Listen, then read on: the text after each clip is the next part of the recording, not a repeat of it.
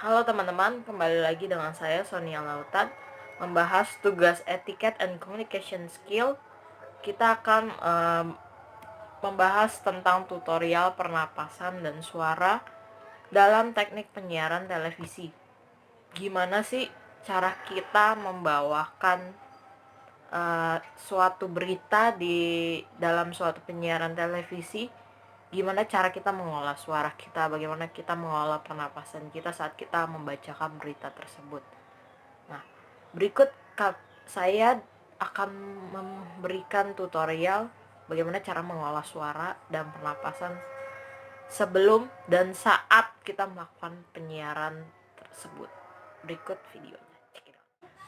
Oke, sekarang saya akan menjelaskan bagaimana kita mengolah suara sebelum memulai teknik penyiaran dalam televisi.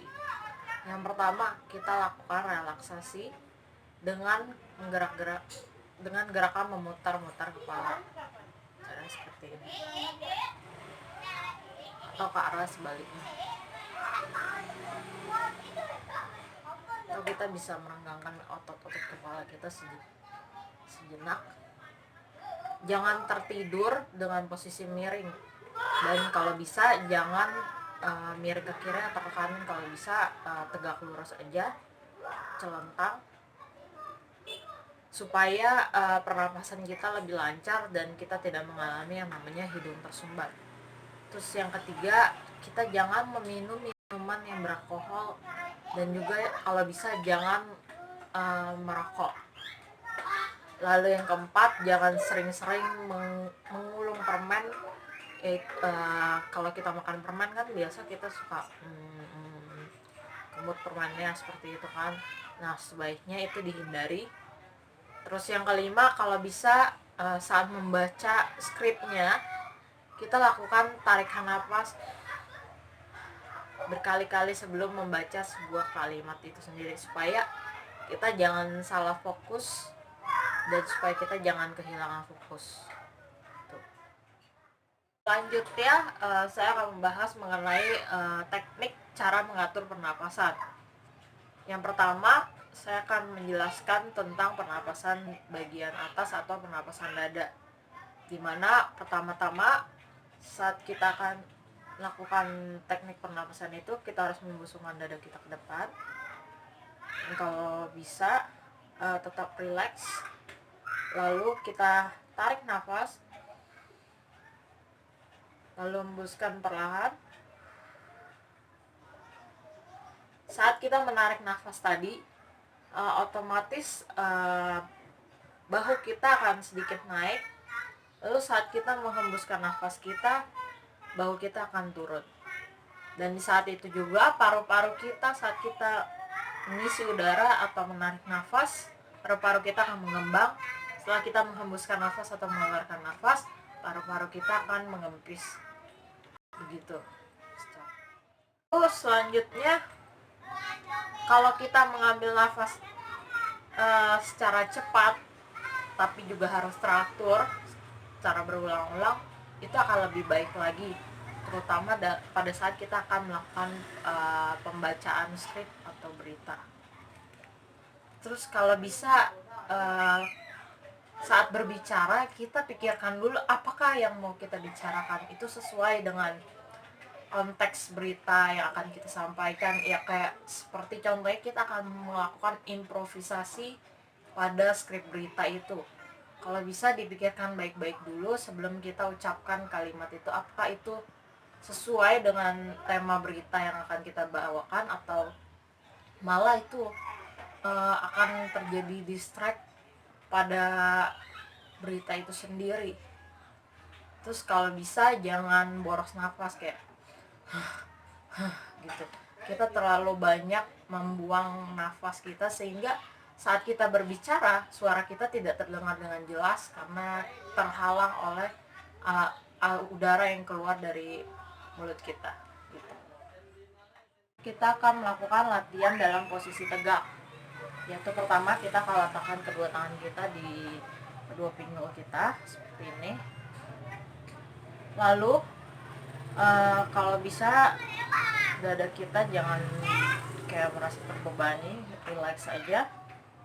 kita tarik nafas, hembuskan, tarik lagi, hembuskan, tarik lagi, hembuskan, tarik lagi,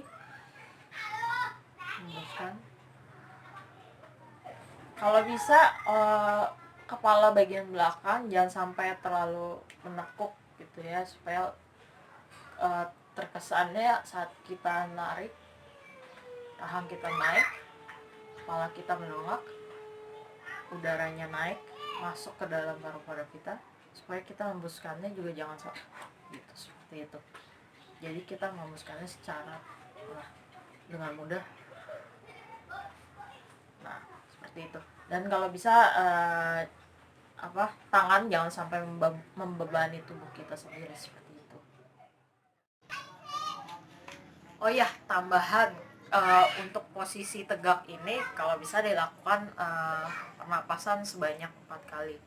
Inhale, exhale dilakukan sebanyak 4 kali. Lalu selanjutnya saya akan memberikan contoh tentang bagaimana pernapasan untuk berbicara. Jadi saat berbicara supaya kita jangan boros terlalu banyak mengeluarkan udara dari mulut kita. Yang pertama, kalau bisa dadanya dibusungkan. Lalu saat kita menarik nafas, kita hitung sambil kita menghembuskan udara. Contohnya seperti ini ya. 1, 2, 3, 4, 5, 6, 7, 8, 9, 10. Jadi saat kita mengeluarkan udara atau menghembuskan udaranya, kita mulai menghitung secara perlahan-lahan. Kalau bisa suaranya dibuka, dan kalau bisa suaranya lebih kencang lagi, lebih keras lagi, lebih lantang lagi, supaya kita bisa berbicara, suara kita lebih jelas keluar saat kita menghembuskan nafas. Jadi yang keluar itu bukan udaranya, melainkan suaranya yang lebih terdengar jelas. Ada latihan dalam pengucapan teks. Kalau bisa, kalau saat kita membacakan teks atau skrip berita, perhatikan dulu tanda-tanda yang ada kalimatnya itu, yang tanda-tanda yang ada dalam kalimatnya. Apakah ada jeda atau kita harus berhenti mengucapkan kalimat itu untuk lanjut ke kalimat selanjutnya.